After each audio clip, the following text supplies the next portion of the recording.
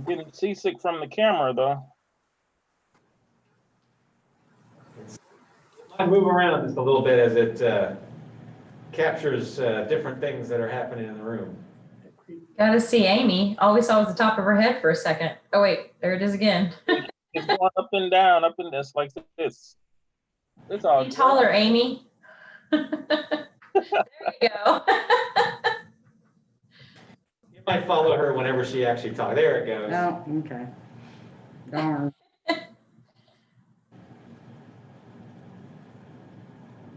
We ready? Okay. We will get started. So we've got a lot of things to kind of go through this evening with you. If at any time you need one of us to speak up a little bit more, just let us know. We have the mic pretty close, but as you know, no matter what, when you're speaking through a mask, sometimes it still is a little bit hard to hear through a mask, through a mic, through a computer, and onto your side. So we will do the best we can. Got a lot of information to go through, and so I'm going to ask Ms. Cook to kind of get us started, and I will jump in at a variety of different times.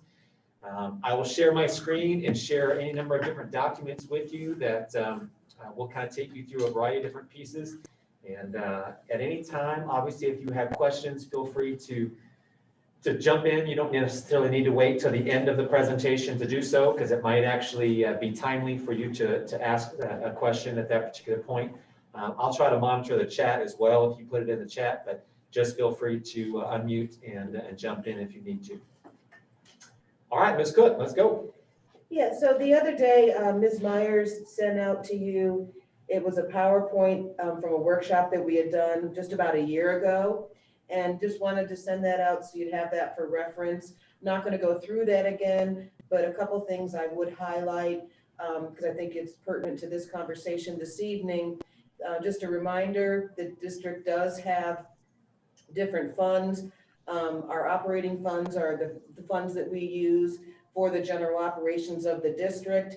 Capital projects funds are for capital expenditures. That's where our bond proceeds go, and we do recognize some tax revenues in there. And then the debt service fund is where we account for the payment predominantly of principal and interest on our bonded debt. So those are very distinct funds, can only be used for certain things. And so I think sometimes it's just a good reminder to keep that in mind as we talk about money and where things can go and where we can charge things to.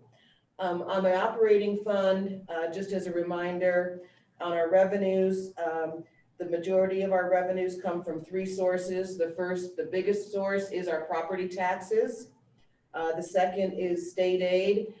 State aid is a formula-based calculation based on the average daily attendance with additional funds for special populations, including SPED, ELL, and free and reduced students.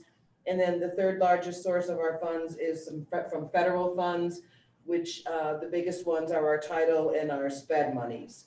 So when we talk about our operating budget, I think we've shared with you before that on our operating expenditures, 80% of our budget is used for salaries and benefits for staff.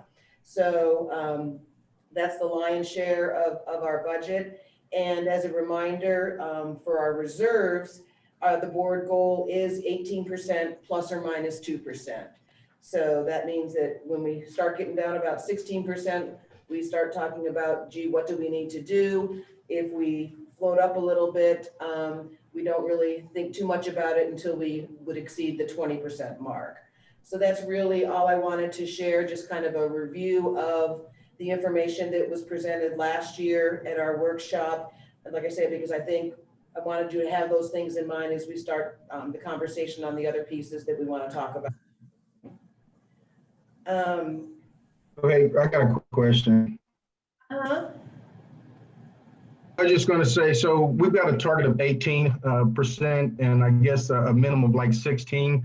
I noticed that we're on that downward trend. Any reason why we're on the downward trend toward that 16.46%? Yes, we don't have to maintain the 18%. That is a goal that the board has set. The reason we are on a downward trend is that every year, in order for us to do anything at all related to salaries, it costs additional money. Benefits are continuously going up, and then we always have the corresponding retirement increase that goes with that. Unfortunately, we have not seen, our expenditures have outpaced the increases in our revenues. As I said, the two biggest sources of our revenues are property taxes and state aid. Property taxes, we have not seen big growth in our district, and actually last year in particular was not a good year. It was a reassessment year, and we should have been a good year because we recognize, they told us we had a lot higher assessed valuation, which caused us to roll back our levy. But then the Board of Equalization has been working on the appeals that have been coming through. And actually, we just received notice this week that they still have a couple thousand appeals outstanding, most of them from last year. And so they are continuously coming back to us for some funds. The second largest source of funds is our state aid. And you may recall last spring, at the end of the year, we got hit pretty hard by the state with a reduction, and we started this year with a reduction. So unfortunately, we've had continued increases in expenditures, and our revenues have not grown at the same level. So therefore, our reserves have gone down. Did you want to add anything, Dr. Rodriguez? Does that answer your question, sir? It does, thank you. Okay. Another thing we wanted to show you, I believe Ms. Meyer sent this out as well, was just a review of our enrollment history for the last 20 years. Really, that's just to show that, you know, we've had over 20-year period, we've had a low of a little over 3,800 students and a high of about 4,300 students. For the last 7 years, we have been in the range of 4,100 to 4,300 students. So a pretty stable enrollment pattern. I know there's some districts that would like to see their enrollment grow, and that's just fine. But you know, anytime you have big dips or big increases, that can be problematic. So I think we're in a good position by having that stable enrollment. It allows us to have stable staffing, and our facilities are adequate to house that number of students, so we don't run into some of those challenges. So again, nothing magical about this. We just wanted to share with you what our enrollment has looked like over the last 20 years for some historical perspective, particularly for some of our newer board members. I think we shared that a lot of what we want to discuss this evening is the possibility for a bond and or an operating levy on the ballot in April. So we do have, we sent out a little review of our election history. I think it's important to note, we have not asked our voters for an increase in our operating levy since 2004. So we've gone 17 years without asking for an increase. And I think that's pretty amazing. I don't know that there's too many districts that have been able to do that. And either through some natural growth or through the ability to kind of skim back when we need to. I think that's pretty remarkable. You'll also see that over that same time period, we have had 5 bond elections. All of them have been successful with generally an upward trend in the approval rating. And you will notice that they've ranged from the $6 million to $9 million dollar amount. As we've done it about every 3 years, we've done about $9 million. And several years ago, Dr. Rodriguez had some conversations about what we would do in 2017 when we did go out for the $9 million bond. Yeah, I mean, Leonard and Kathy would be the only two that would remember this, but when I first became superintendent, one of my first conversations was centered around this and saying we were coming up on a time for a bond. And so if I'm hired, obviously in July of 2016, we have to put things in place to get on an April of 2017 ballot. So I began the conversation with the board then about at some point we're going to want to, if the board approves, put a larger bond on the table at some point to make sure that we're increasing our buildings and facilities and kind of getting them to a better place, knowing that a lot of them are aged. A lot of security things. At that time, we had not done any security upgrades, any of the things that I've talked about, obviously, for the last several years. None of that stuff had been put in place at that point in time. So we talked about it at that point, and whether it was going to be in April 2017 or the following bond, it was going to be something that we were going to need to discuss. Thankfully, a lot of things went the right way. We put a lot of things in place to set ourselves up nicely. Those that were on the board last summer may remember that we did a presentation and talked about how much capacity we actually had. We did not need to go out for a bond in April of 2020, but that we were talking about April of 2021, and that we were going to have the capacity to go up pretty high with a no tax increase still there. Since then, at that time, we were also talking about the potential for a levy. So Mr. Green, your comment just then was exactly that. It was a conversation around, at some point, we have to find a different revenue stream. We're going to have to find additional revenue to be able to bring in. And obviously, one of those ways is through a levy. So we'll go through all that, but that's just kind of a historical thing of, we've been talking about this for a while, but obviously the board is comprised of different individuals. So we're going to go through this same kind of piece and kind of show you where we are and then what it's going to look like. And then we'll continue to have discussions in the coming months. So the next document we're going to share is not one that was sent out to you, but Dr. Rodriguez will be pulling it up for you to take a look at. And what we did was just took a look at, if we were to go out for any kind of a tax levy increase, how much revenue would that generate based on different amounts ranging from 10 cents to 90 cents. A lot of calculations there. The assessed valuation, that number has been updated. We did receive information from Jackson County at the end of June. That number represents about a 3.6% decrease from last year. We should be getting our quote unquote final assessed valuation from the county within the next couple of days. And so we'll be able to update that at that time. So as you go through and figure out how much tax will be collected and take out the county's fees and apply our collection rate, you will see down at the bottom that the potential increases range from $520,000 with a 10-cent levy increase up to $4.6 million with a 90-cent increase. So just want to kind of share that in what the potential is for additional revenues. Again, as I said, when in response to Mr. Damon's question, Mr. Green, sorry,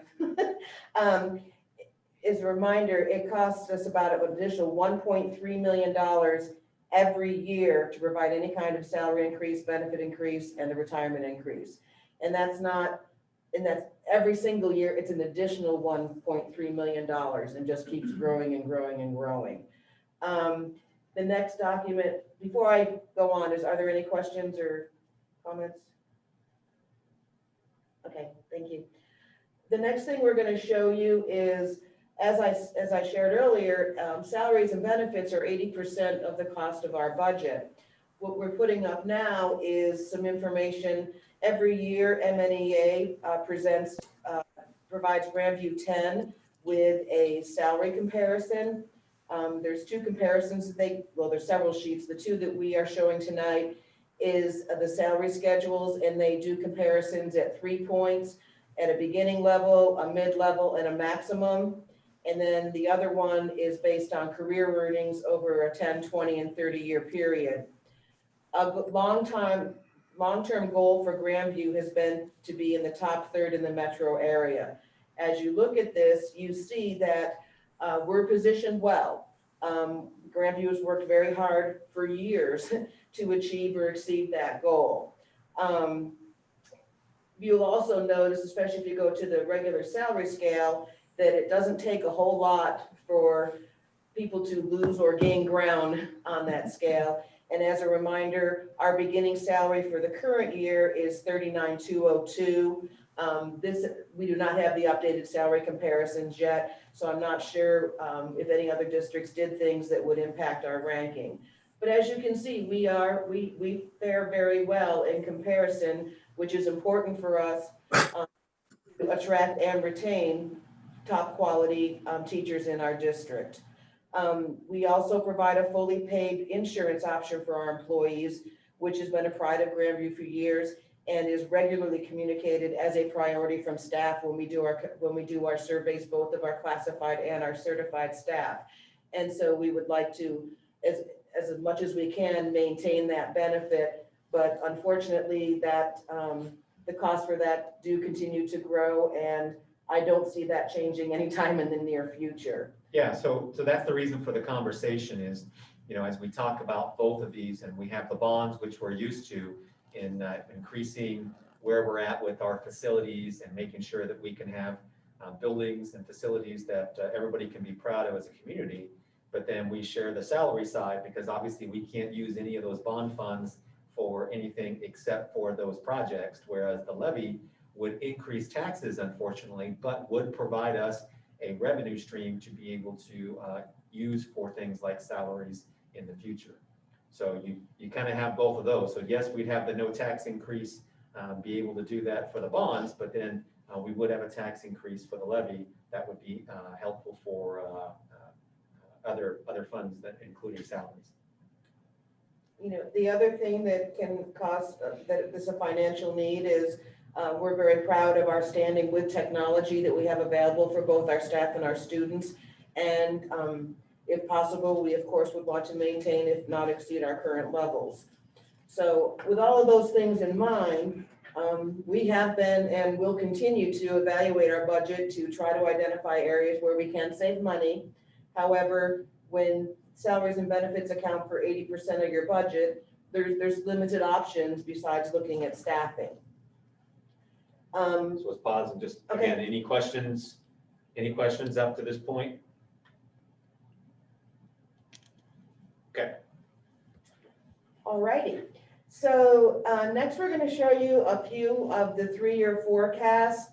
I'm going to spend just a second to review the forecast and the format of it, and then talk about the different ones that we have. The first is just the 3-year forecast with our current situation and our current operating levy. And you will see that it's broken up kind of into sections. Oops, sorry, hold on one second. You will in a minute anyway.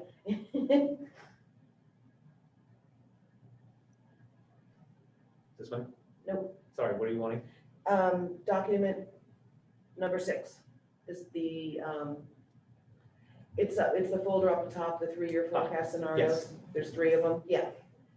So the 3-year forecast, as you look at that, we pretty much we have the current year as well as the next 3 year. That's a rolling 3-year forecast that we update every year. We show anticipated revenue adjustments, anticipated expenditure adjustments, and then as you scroll down, you will see sections about what it does to our fund balance if we're able to do reallocations of our expenditures so that we don't have the negative deficit impact our fund balance. What happens if we can't make any cuts? And then there's a third section that we use when we are in some sort of cutting mode to kind of track our progress to date, so to speak.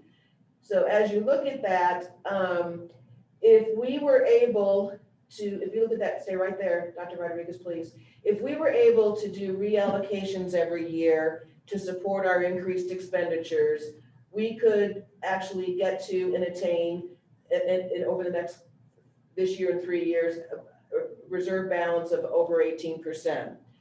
But that would mean that we have got to do reallocations, which is basically moving our money around, which means cutting somewhere to afford these increases, about anywhere from, well, it's actually about $1.3 million a year. And not to pick on teachers, but I think that's what everyone kind of relates to, that would be the equivalent of about 20 teachers. So in order to do that, we would have to cut 20 teachers every year in order to maintain our fund balance at the 18%. Or make other cuts as we could identify them. I'm not just picking on teachers, but that math is easy. So Again, I mean, I'm not picking on this, but you know, Mr. Green's point and question is a valid one. And so I can tell you that over the course of the last 2 years, this has been a conversation that Cabinet and I have had. I've discussed with the board Going into this year, pre-pandemic, we were having the conversation around making sure that we were ready. I was ready for it to go down just under our threshold, and we wanted to make sure that we were as ready as possible to be able to make some cuts and make some adjustments to hopefully get that up as much as we possibly could. That included right sizing a little bit more with our FTE or our positions at every single school site, capturing as many of those as we could, looking at our enrollment and how it's, if it dips like 100, 150, well, we don't necessarily need those 2 or 3 or 4 extra teachers to support those students. Now, that doesn't mean that we cut teachers. It means that we capture them when somebody leaves, somebody quits, somebody retires, and we shuffle where we have our teachers and our teaching staff. So HR and certainly Ms. Deanna has spent a lot of time looking over all those numbers and working with Ms. Cook so that we could capture as many of those as possible. Then, even throughout the summer post-pandemic, when certain staffing would leave or quit for whatever reason, we were kind of putting almost a hold on some positions. Now, some teaching positions we just have to have, so we didn't want to make sure that we inhibited anything going on with students, but we were trying to capture as many positions as we possibly could, and then we would determine, is that something that we still need moving forward? Because we knew that we were going to be in a mode of not having as much money to support the allocations that we already had here. So it is kind of a balancing act, but then also looking at our class sizes. And this is when, again, in our district, we have spent a lot of time over the last 10 to 15 years, but certainly in the years that I've been here, keeping our class sizes lower than a lot of people and a lot of colleagues that I speak to. And we're proud of that, but we try to keep those as low as possible. We had the Grandview standards when I first got here. We were able to relax those a little bit, but we still saw that we were able to keep our class sizes pretty low. That's another way that we can start to capture some, is if we look at, do we need to start increasing our class sizes a little bit and maybe not have as many teaching positions? I mean, these are all the conversations that we've had for the last couple of years, trying to do anything we could to make sure that we were cutting where we could, but then not making sure that it had any major negative effects on our classroom teachers and in our school sites. But these are continual kind of pieces that we've gone through the last couple of years, but especially this school year, leading into what will be now the 2020 school year, pre and post pandemic. So as you continue to look at this, if you look at that second section, if we're not able to either get additional revenue or make any kind of significant cuts, you can see that our fund balance heads in a direction that is not good and kind of gets to a scary level of about 8.5% by the end of this 3-year forecast. Now, I think it's only fair to share, especially for those board members that haven't worked with me very much in the past, I am typically pretty fiscally conservative. So on my revenue estimates, I'm pretty conservative. I would rather underestimate the additional revenues we're going to get and have a good surprise, if you will. And I think I need to note that this does not include any funding we may get from the feds this year because of the pandemic. We know we still have some additional CARES money we're going to get. We know there are some grant dollars that we will be able to apply and receive, but those are one-time dollars. So while they will help bolster our fund balance for the moment, it's not continuous money that we can count on. So we don't want to have that calculated in here because this assumes ongoing operational revenues and expenditures. So the 8.65 is a little doom and gloom, and it won't be quite that bad, but you can see the trend that is just not a sustainable path that we can endure and keep the district fiscally healthy. So the next, I will say on this, if you scroll up, as far as the tax revenues, we do show some modest increases over the next couple of years, a little more every other year as we have our reassessment years and new construction. There's not a whole lot going on, so we haven't captured too much of that, but something may change and that may help us. You'll also see that we anticipate additional funds in state aid. And while that normally would be good for the first year or two, that's really just recapturing the cuts that we've endured last year and this year. And then while I'm conservative, I'm an optimist. And so in that third year, I do anticipate that we will get some additional state aid, not necessarily because I think our ADA will go up, but hopefully the state will be in a more stable position to fully fund the formula, fully fund better fund transportation, those sort of things. So that's kind of the 3-year forecast. Before I move on to another scenario, any comments or questions on that?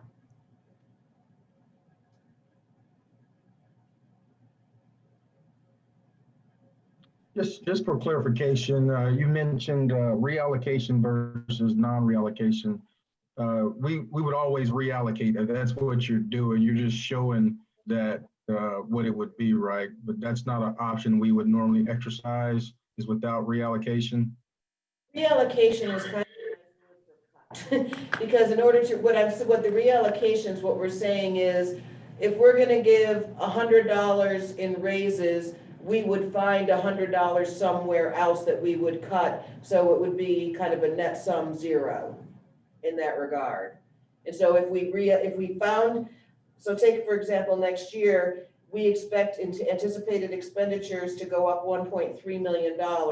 If we were able to find savings or cuts of $1.3 million to cover that, we would be able to just recognize that additional revenue. That's why you see our fund balance actually increasing over the next couple of years, because we've got our expenditures covered, and so we just have that additional revenue.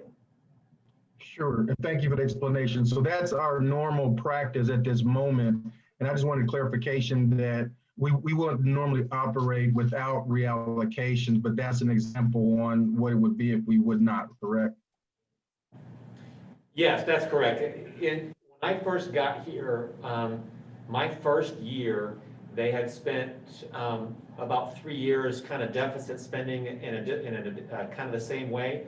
And then at the end of my first year, we had to cut 3% of the budget in order to make sure that we built things back up. So there's always been a process to kind of go through.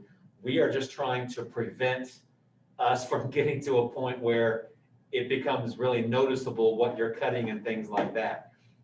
Like we cut a couple positions from instructional staff and moved them over to federal dollars. We started making certain other positions and cutting individual positions, trying to avoid the classroom as much as we can. But yes, your point is we would never allow us to get to the 8.65%. We would always find ways in order to avoid getting to that point. But that's kind of the conversation is, you know, we may get to a point where we don't really have a choice. It may not get certainly down to 8.65%, but it's going to keep going down unless we find some other revenue streams or find additional, some bigger ways to cut. I can capture a lot of $10 and $15 and $20,000 kinds of things, but it takes a lot of $10, $15, $20,000 to get up to about 1.3, 1.4 million. He's muted, I think he's talking. I said, thank you for the clarification. I understand. Good. Appreciate the explanation. No worries, go ahead.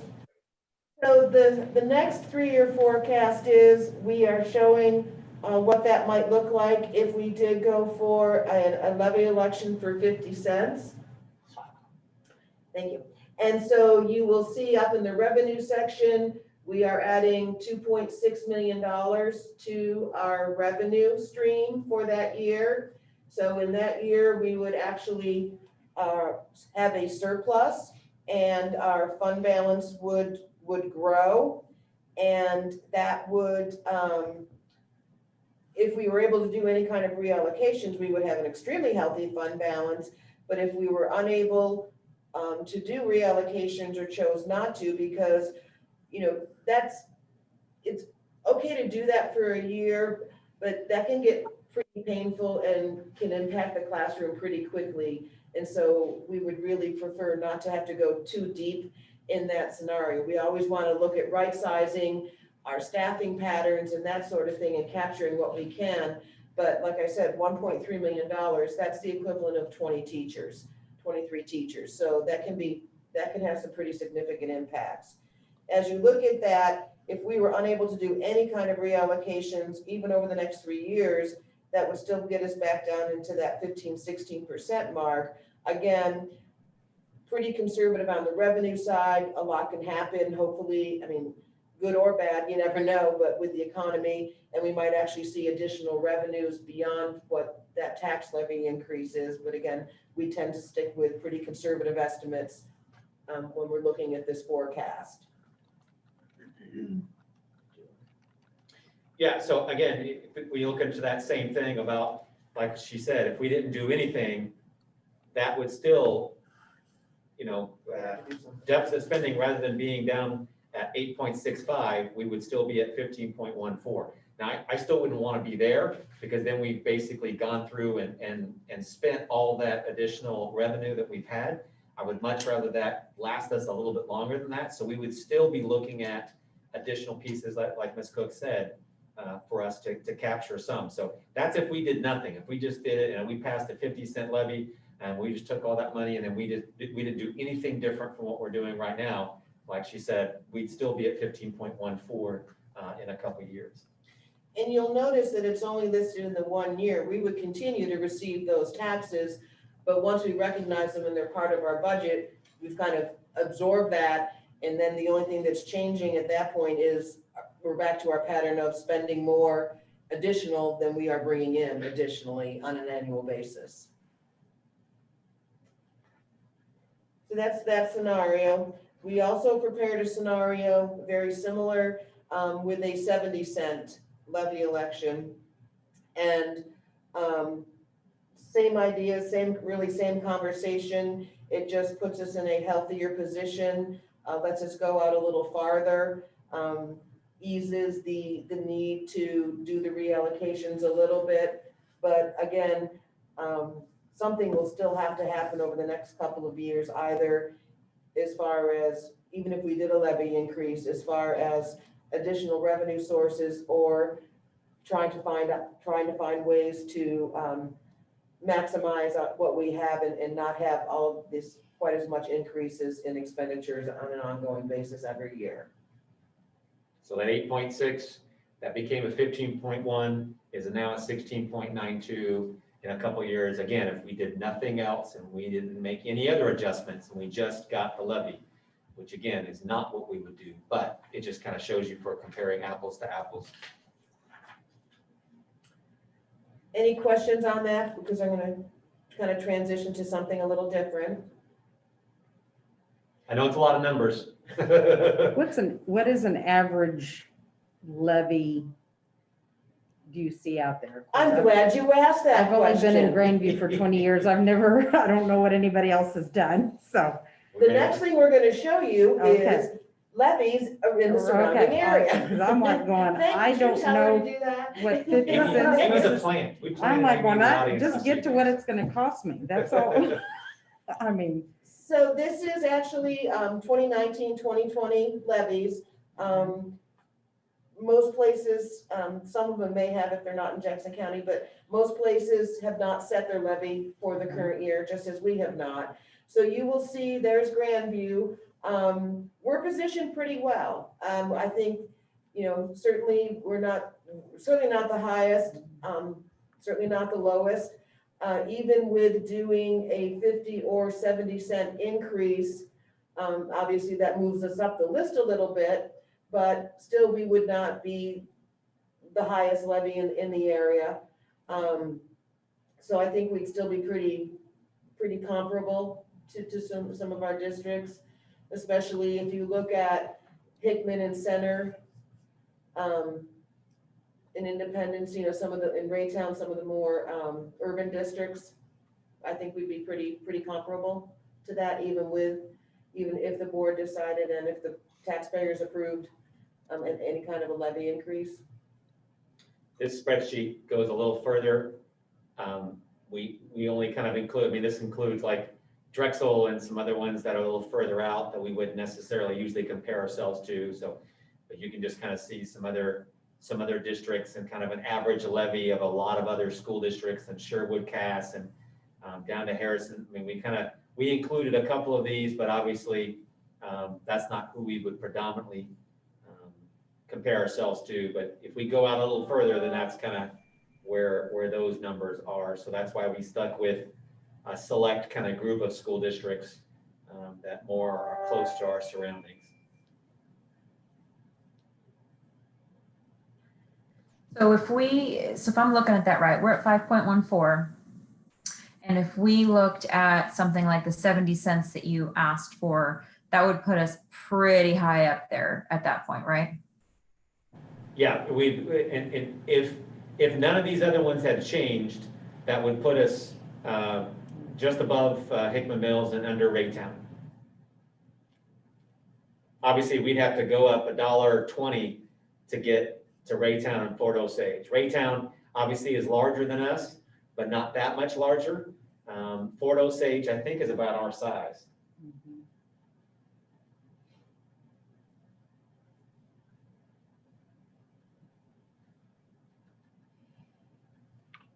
Or the levies for any specific time frame, or are they forever? Until the next time it needs to go up? Well, the levy changes every year based on what your assessed valuation does. Once, if voters approve it, that is the levy until such time that the districts would ask for another one. It does have some fluctuations because on an annual basis, you are only allowed to aside from new construction on your existing properties, you're only allowed to recognize growth up to the CPI. Anything beyond that triggers a rollback of the tax levy to get to that level as far as the dollars. It's kind of a reverse formula. They say you can have this much money. Here's what your assessed valuation is. Therefore, here's the tax levy that you have to generate those dollars. That's what we ran into last year when we had such a significant increase in our assessed valuation. Because we were only able to recognize the CPI in our growth, that's why we ended up rolling back our levy over 70 cents. But it's not like a 1 cent sales tax that is for the It next doesn't sunset. 10 years and then they have to vote on it again. And the downside is that once you roll back your taxes, if we had a huge increase again, it's not like we can just bounce back because we are constrained to that CPI number. Yeah, we only capture about 2% of any of that. A couple of things. First of all, I must apologize. I've kind of been out of the loop this week with work.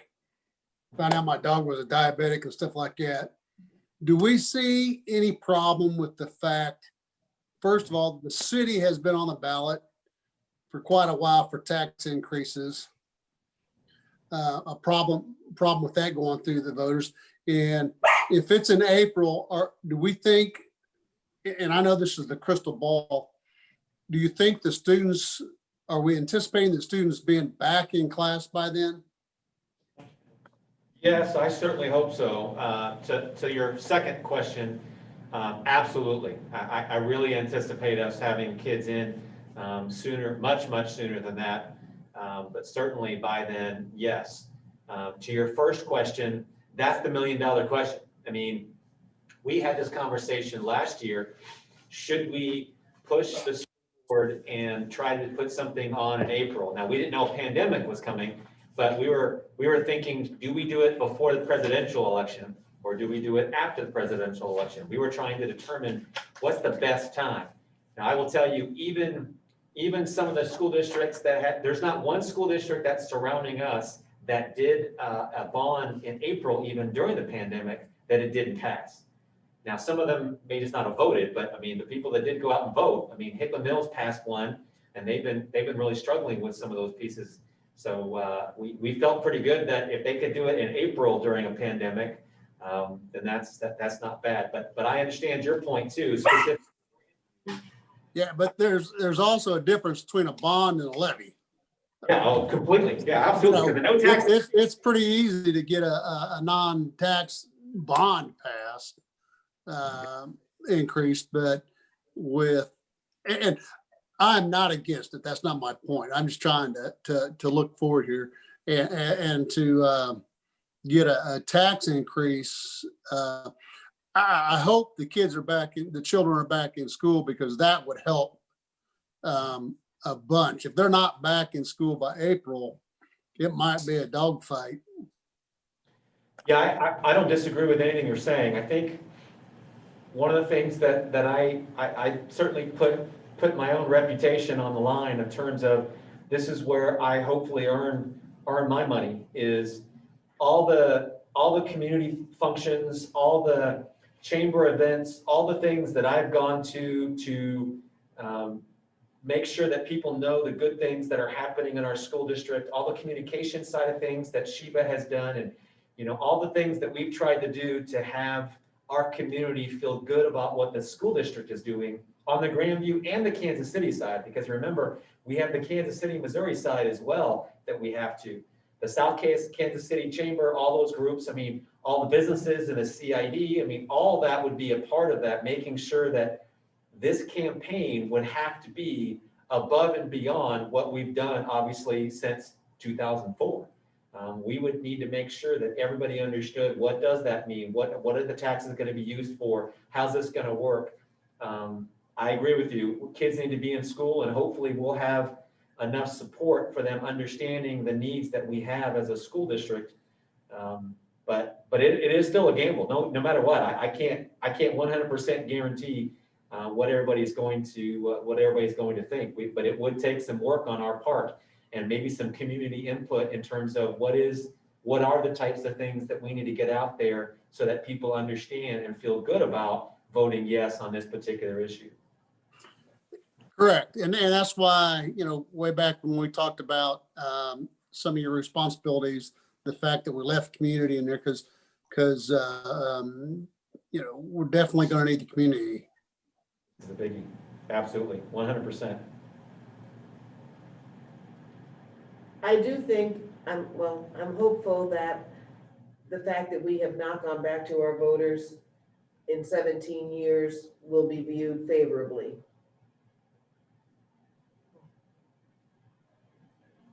Yeah, it's a crapshoot. I mean, that's the thing, is it's going to be trying to put any number of different things in front of them so they can see we've been good stewards of money, that we haven't had to come back. We know that we want to continue to push forward as a school district, and this is part of that. So, we have staff members that live in the district, so we would be talking to our own staff as well and making sure that they understand, making sure that our teaching staff, but also our support staff knows, that they're all part of that process as well. So the community on both sides would definitely need to be targeted in that regard. I looked at this earlier and I didn't catch it until, I guess it's been in front of me now for a while. You've got 4 different things. You've got, I can't remember what the first incidental, then you have the teacher's fund, and you've got the different things. So when you say teacher's fund, what is teacher's fund? I mean, I know what I think it is, but what is it? What does that mean? We have to account for all of the expenditures for our certificated staff in the teacher's fund. Okay. When we report our operating funds, that's a combination of our general operating fund, the teacher's fund, our food service fund, and our student activity fund. That all gets rolled up for reporting So teacher's fund purposes. is pay. Yes. Okay. And yes, and we recognize our state aid there, which does not cover the cost of our teachers. So we actually have to transfer money from our general fund over to that. But for reporting purposes, both to DESE, but also when we do reporting on our financials, when we refer to operating funds, it includes all of those. The teachers gets meshed with the operating fund. So thinking of putting this in front of the voters, if we, it looks like we're just asking, I mean, I'm looking at it as a layperson. They're going to ask, okay, you're just asking for more money. What is it going to be used for? I'm looking at a couple schools that looks like they specified teacher's fund. Mm-hmm. Would that be more beneficial? I mean, I'm just trying to, if that's what our concern is in a few years, basically to cover our salaries and our benefits, I guess that's kind of what I'm thinking, wondering if, we're concerned about passing. I would say after the pandemic, most people would say they would give any teacher a raise whatsoever. I hope so. I haven't heard one parent say, oh, no, they haven't. And Ms. Cook can correct me, but So, we would, on either one, on the bond and on the levy, we would have to be pretty specific about these are the types of things, so like the Mhm. projects and things like that with the bond, we're gonna have right, to be. exactly. If it's a larger bond, we're gonna have to be a lot yeah. more specific than what maybe we had done in the past. Same thing on this side, it would just not restrict us. We would be able to say, these are the things that it would be used for, including these things, as opposed to if it's just teachers, it kind of limits us a little bit. I'm just I do. thinking of, like we Okay. talked, as far as, I can just think of what some people would consider if it was just gonna go into the pot. That might be a hard sell during everything.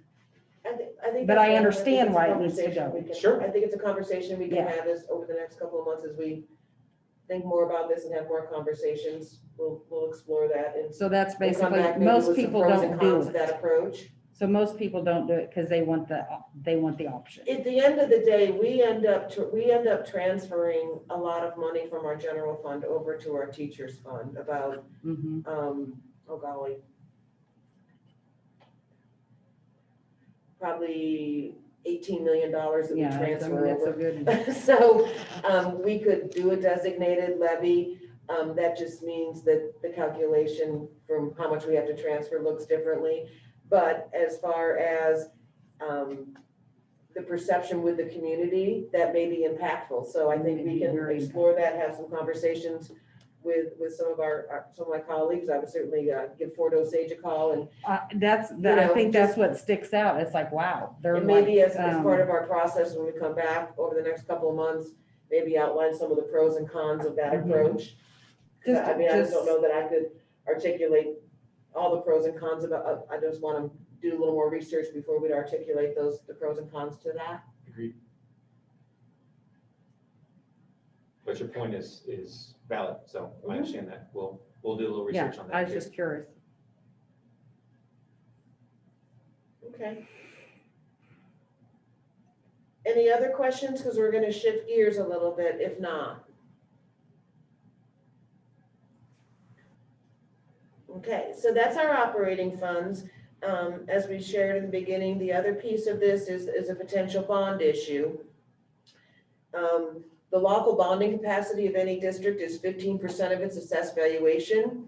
As of last year, our capacity was almost $88 million. And even after you deducted the current and bonded indebtedness that we had, our capacity still exceeded $65 million. Last year, for those of you that were on the board, you may recall, Larry Hart and his team came to talk to us about different options that we would have. And the board did set the debt service levy rate at $1.05 last year in preparation of supporting a bond election in the future. We could actually support $60 million as a no tax increase bond issue with our current debt service levy. We're not necessarily recommending that we go out for a $60 million bond issue. There's some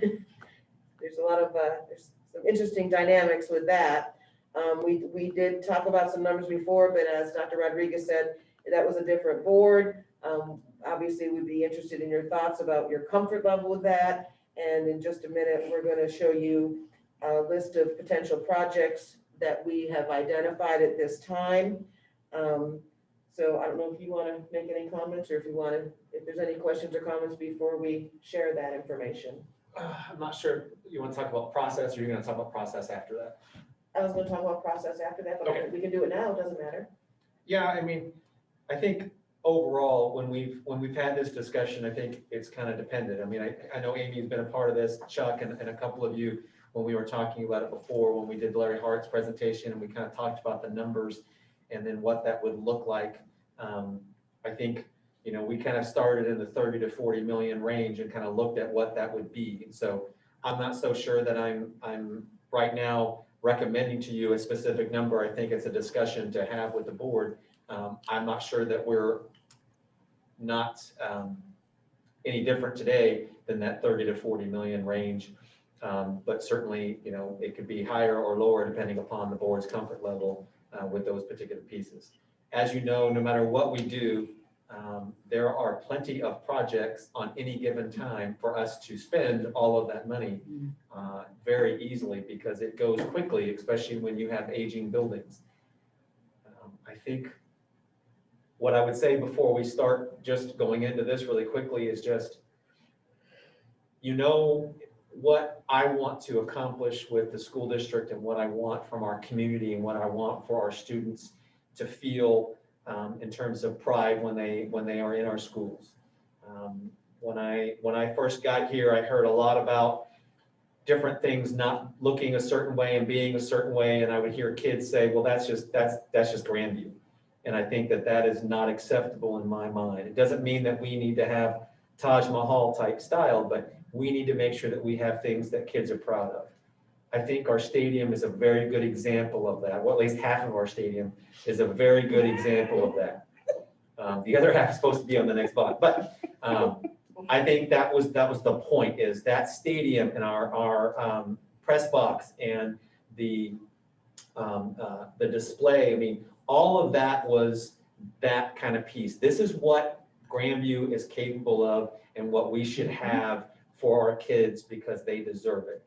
So how do we get to that point? Well, it takes a little bit more money, obviously, to do that, but we'll show you a list of projects, but we have a very specific process that we go through with our district with a lot of input, because it's not just, you know, Ann and I sitting around thinking about what we could possibly buy with everything. So we want to make sure that we kind of discuss what those projects would be in the process around it. So yeah, if we want to talk, do you want me to go ahead and do the Yeah. process first? So yeah, so as far as some timelines and process, kind of do some crawfish dating. If the board were to decide to place either a levy or a bond election on the April ballot, that information needs to be submitted to the Jackson County and Kansas City election boards in January.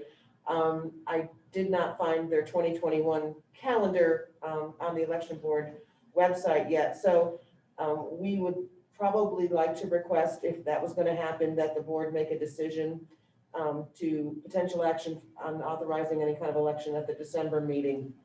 So backing that up, during from now and through October, we will work with our facilities improvement team, which is a district-wide committee that Mr. Cornforth represents the board on that committee.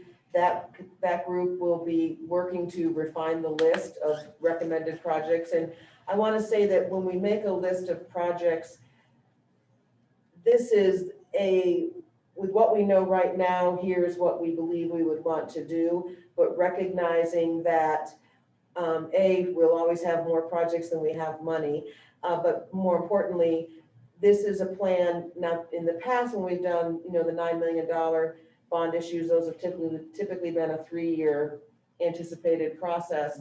If we're going out for a more sizable bond issue this time, that is really going to be more of a 3 to 5 year process. And so we will show a list of things that we want as a potential list, but at any given time, something could happen that might necessitate us using bond funds for something else, which could impact the list.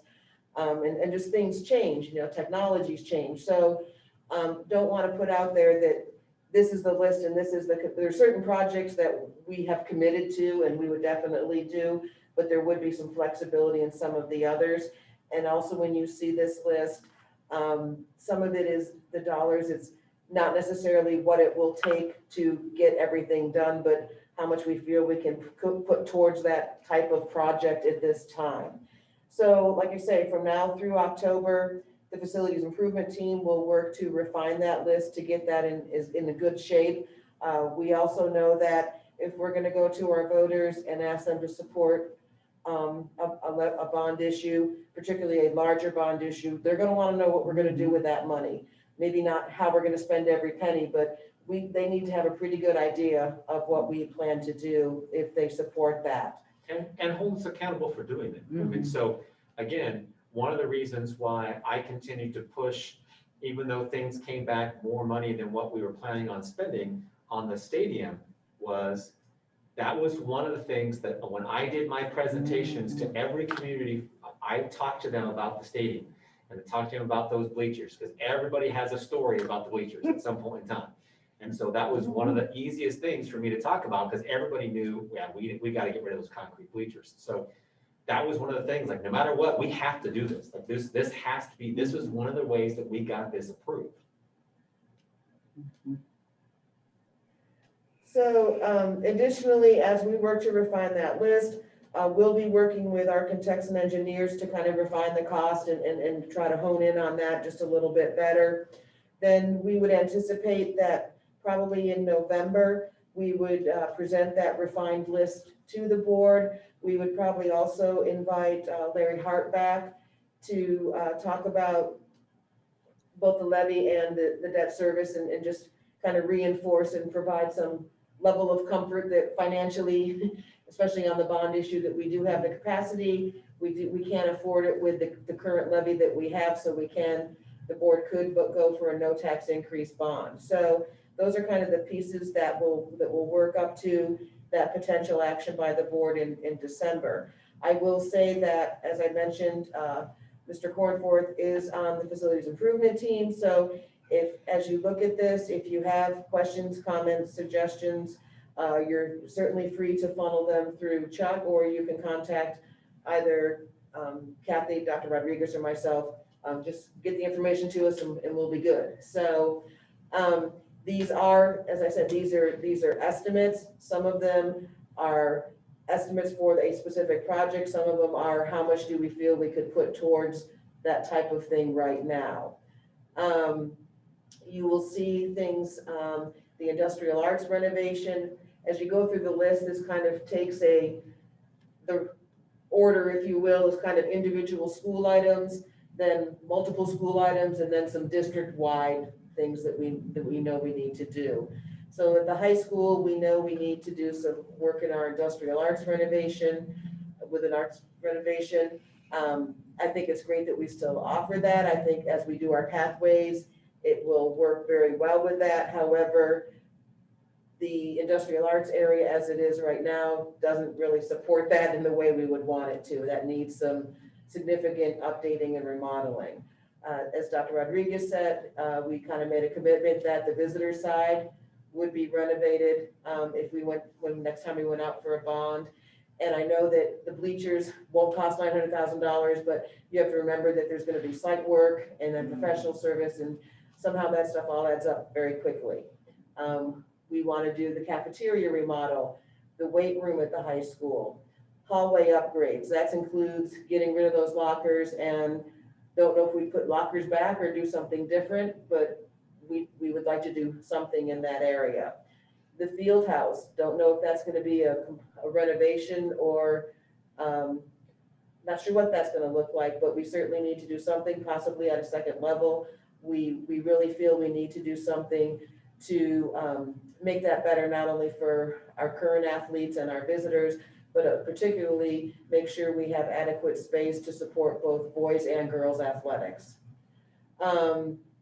You know, the GHS Fine Arts, you'll see a big question mark there. That's a conversation that's kind of been out there a little bit for a while. We'll need some input from the board on whether that is something you really would like to see. First and foremost, a big challenge with that is I'm not sure where it would go. But after that, then you can see the dollars associated with that. You know, over on the Martin City side, the restrooms need some attention, and they have a lot of them. And also, we are proposing that we put an addition on Martin City for an additional gym and some fine arts activity. They only have the one gym that supports the K through 8, and that can become a challenge for them sometimes. Likewise with the fine arts area. This is definitely something that's been discussed for a couple different years. I know Johnny and I had several conversations about challenges that are continual there. Dr. Harris has already brought this up also.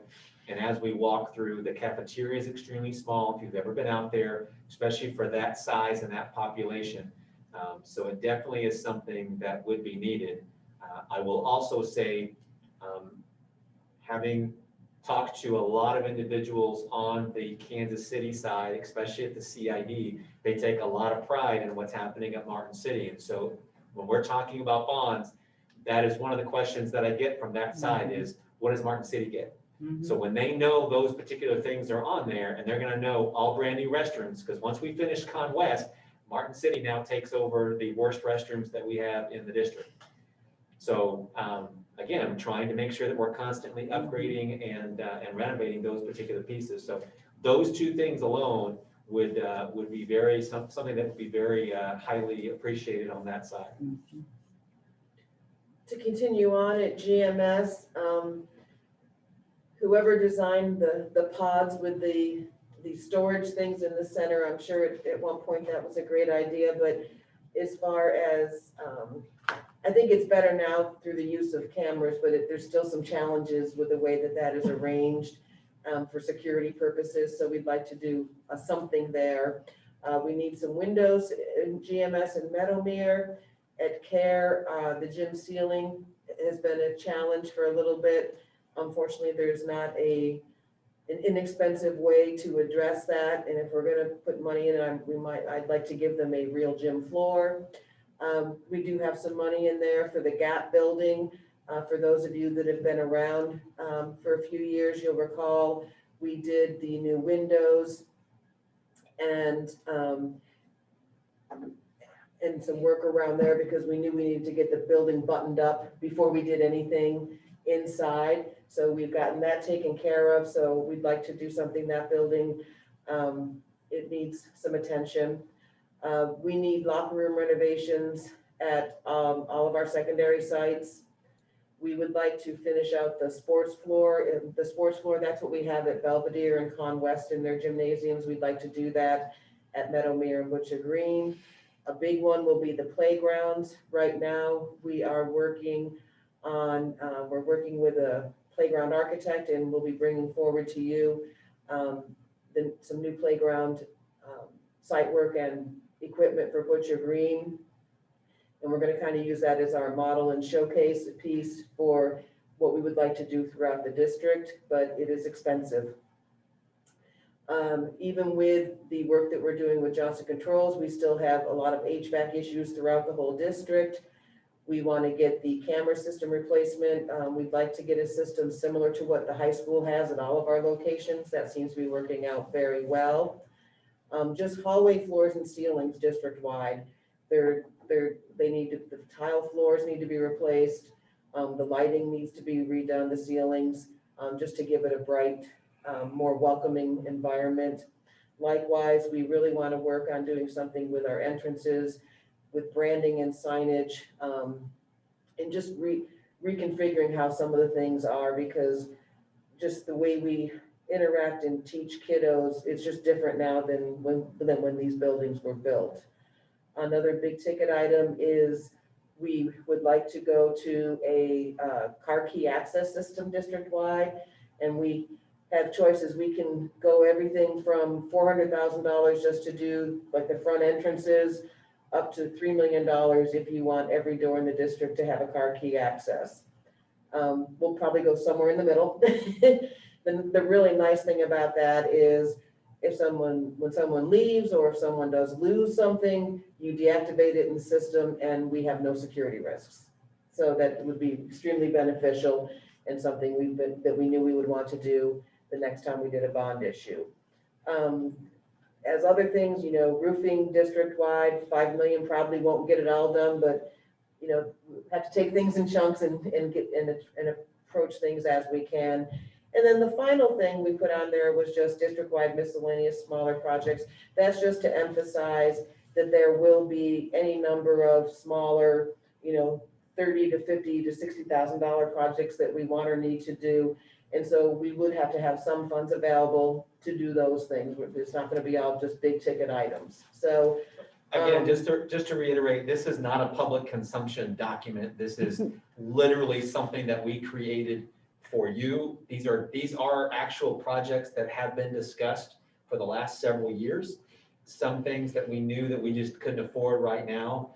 The access systems and some of the camera systems and things like that. I mean, obviously we've done some upgrades and we've kind of got ourselves through, but many of those we knew if we were going to be able to do it, it was going to take a bigger bond for us to move forward with some of those pieces. So we didn't make up these projects necessarily. They've come from that list, but this is not necessarily what we're suggesting. We wouldn't go to the public and say, we're going to do a bunch of little smaller projects and things like that. We would, again, talk about the big pieces of what we were looking at and flesh out the exact costs and things. But this is for you to be able to understand. Just this list is approximately 47.7 million. So we would very easily be able to spend whatever amount that the board felt comfortable doing, just very easily. I mean, it would very, very easy for us to come up with those project lists, because many of these projects obviously are a little bit more pricey than some of the other ones that we've done. But I think would put the district in a very good place moving forward in the future. So I'm gonna pause for comments or questions, because I've been rambling for a while.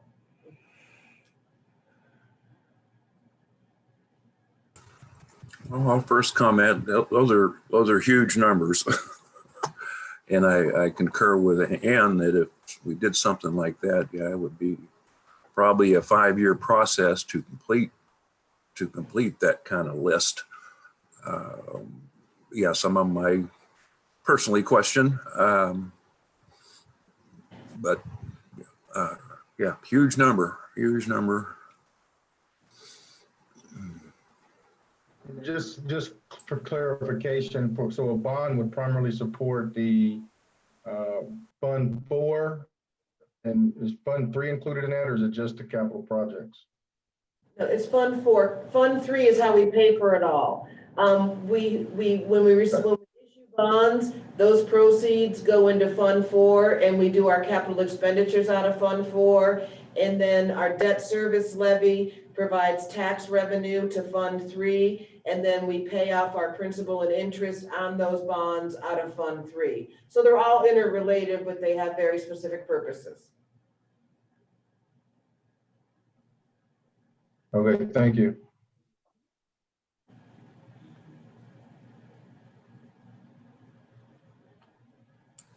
Another kind of a question, Kenny. Martin City security vestibule upgrade, redo, is that already scheduled, kind of paid for? Or? Right now, we actually did a sketch. We already have talked, and we talked with Johnny and got input from that crew before they left. With Dr. Harris, we have a meeting scheduled for either next week or the week after, and we'll be able to move that forward for a next summer project. But as you know, it takes a lot longer for us to be able to go through and do all that to get the everything set up for that process. So, but yeah, we're still moving forward with that right now. We have adequate funds currently in our fund balance and in our capital projects funds to take care of that project. We had made that commitment. We're going to keep that commitment. And if you haven't seen the Meadowmere one, I can send you a picture, but it's fantastic. Meadowmere's vestibule is up and cut into the wall for the office. And the feedback from them is just out of this world. Like the office staff and everybody love that whole process now, and it looks fantastic.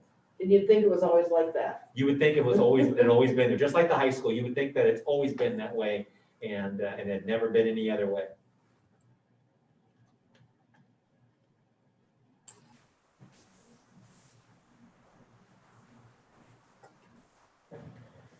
That's really it. Again, certainly not asking for any decisions or action at this time. Just wanted to have some conversations about this. I shared kind of the next steps and timeline. So like I said, over the next month or two, we'll be working to kind of fine tune those things. We'll certainly come back to you with some additional information. I guess at this point, just to check to make sure if there's any additional questions, or if there's other information you feel we need to put together for you so that you can be thinking about this and have good information when we get to the point where we ask you some questions. I've got 2 items right now that I know of with the teacher fund that we'll get back to you with additional information there, as well as what would this really look like for a taxpayer in terms of a 70-cent levy and those particular pieces. So that way we, you know, and we would have that, because that's the questions that we would get when we would go out. But we'll make sure that we get that information to you as well as we continue this conversation. But if you have something in additional to those 2 things, those are 2 things that I got on my list right now.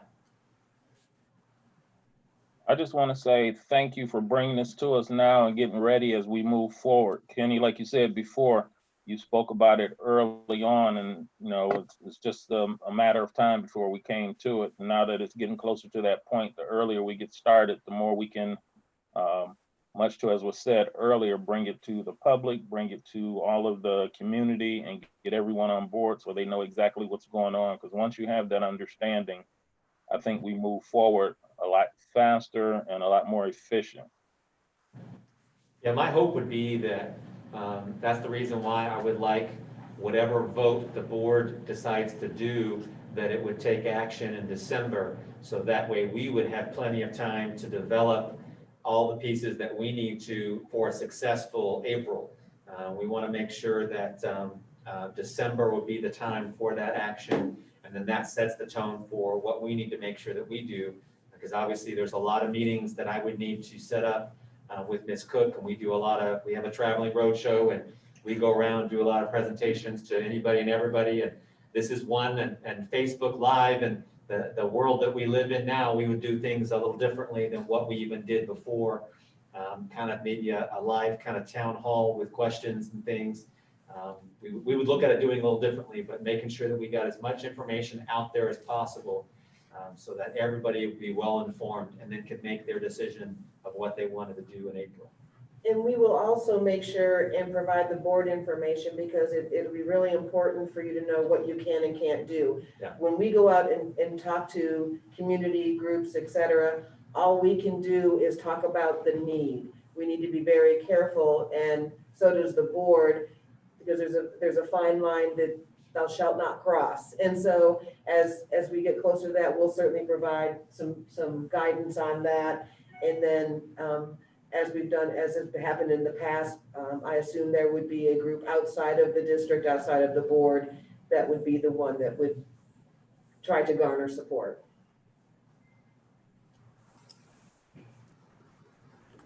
Did I say it okay, Kathy, without breaking? Okay.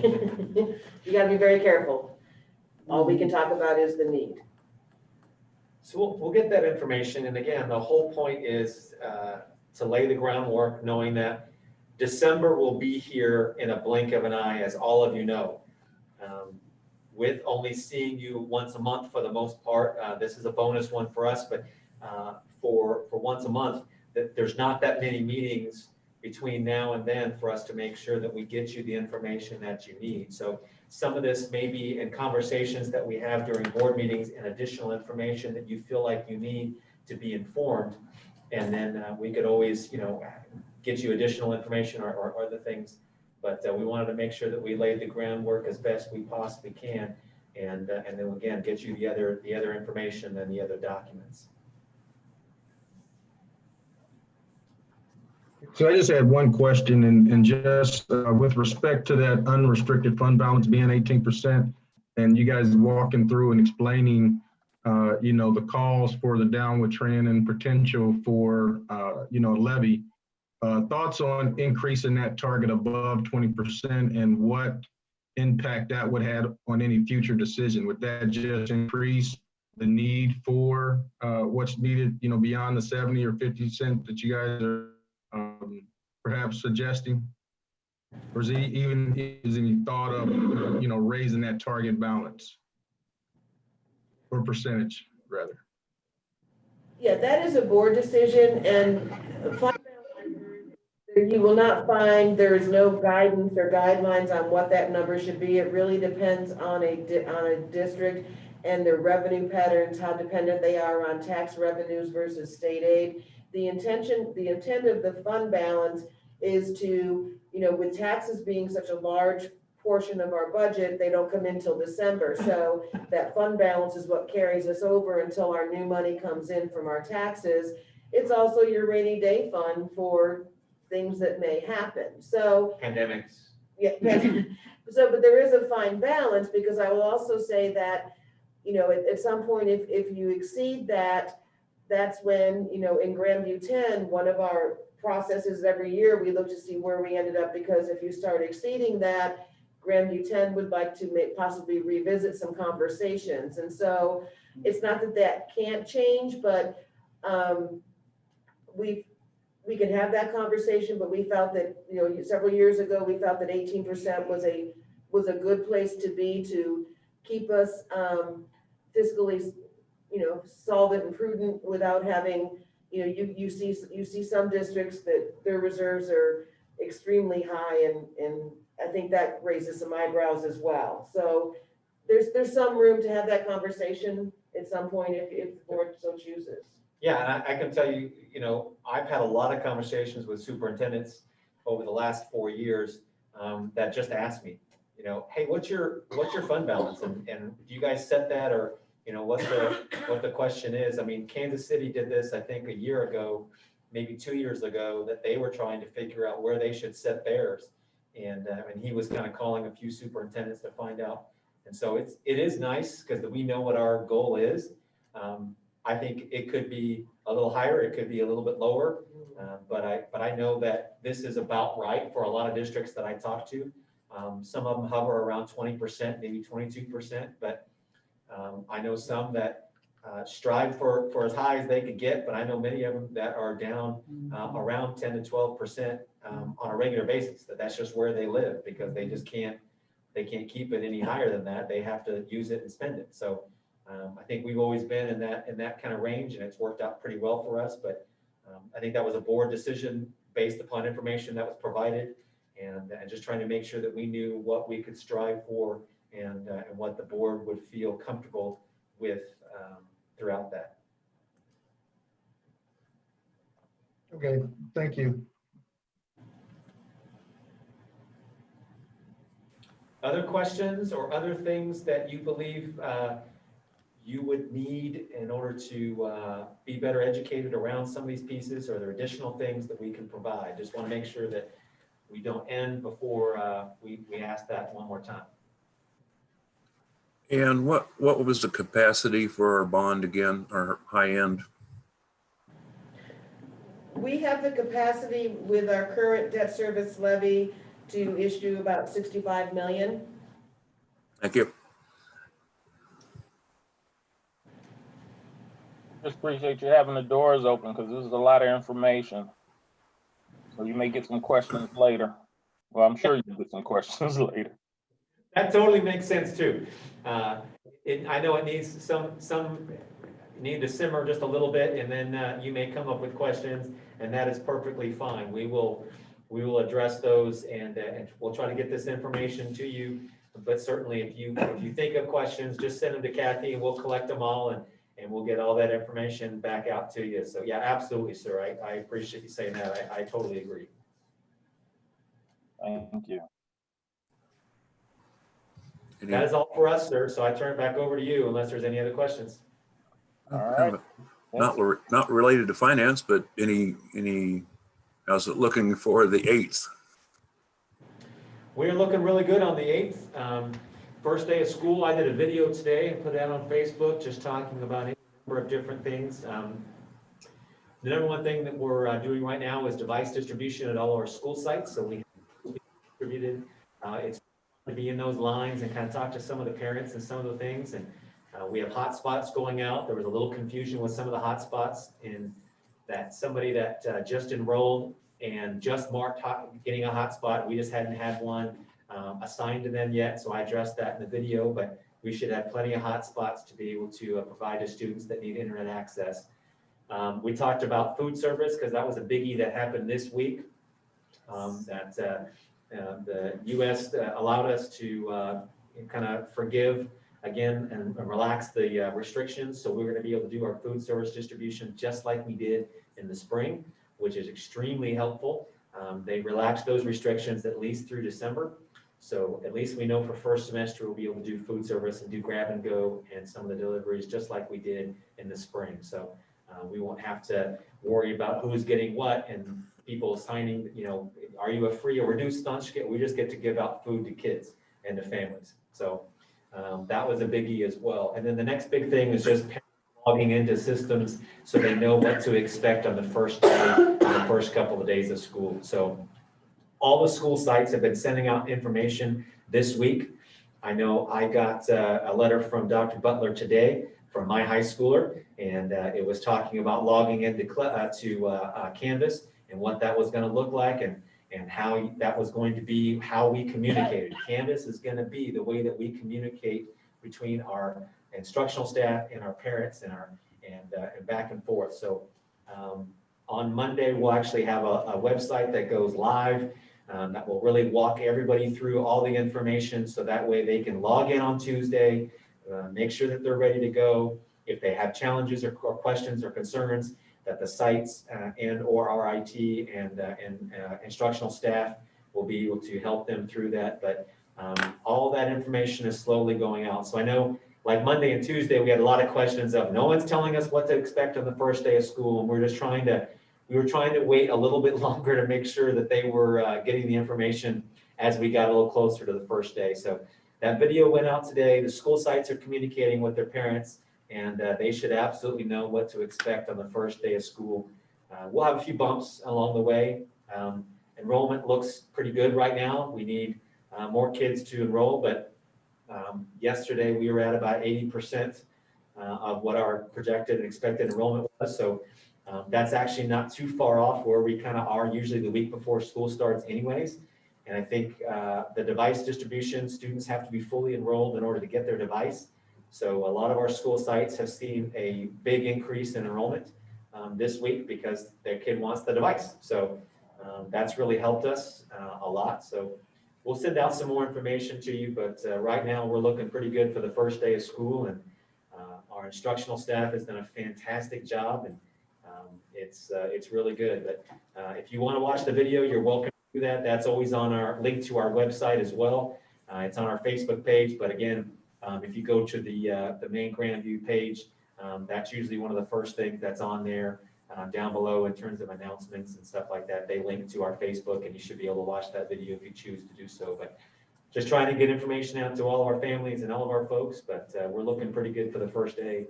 And I think our sites are ready. I think our staff is ready. Tomorrow, we get a day to themselves to just take a breath and work in their classrooms and make sure that they're ready for the first day. So we know that we'll have some challenges and such, but I feel pretty good about it. Dr. King, I think you feel pretty good about it at this point. I think our facilities are ready to go. I think Ms. Deanda and our human resources are doing as well as they can. It's kind of all COVID all the time, sometimes around her office, but we've actually done pretty well with most of those. So again, I feel like we're ready for the first day, and even though it's going to be virtual, and we start planning on when we could potentially bring some students back next week. So we want to be ready whenever that happens. We want to make sure that we have everything ready to go. But I talked to Jackson County Health so far. We're trending a little bit in the right direction right now. So I'm hoping that we don't lose traction over Labor Day weekend, but we'll just have to wait and see what happens when those numbers come back. Thank you. A good update. Are we going to have some help for sites with enrollment? I could foresee a lot of folks coming in to schools. I told them on the video, this is not a typical first day of school. Do not come out en masse to the school sites because our buildings are still closed. You still need to make appointments. You still need to make sure that you're signed up and you're calling and making sure that they're ready. So I think that actually has helped a lot in terms of not needing as much assistance, but they're still ready. Ms. Deanda, I don't know if you want to add anything to that, but I think they're ready to go. I think they're ready to go too. We just have to be calm. Yeah, I can't have right now, because I know our staff members would be concerned too, if all of a sudden there was 30 or 40 people in their main offices trying to get enrolled. So I don't want that to happen. So I wanted to make sure that the community at least knew as best we could that they still need to make appointments and things. And at every school site that I went to this week, I said, now you know you're going to have some parents that come in anyway, so we need to make sure that we're prepared to still talk to them and to address that if we need to. But I think they're as prepared as they can be.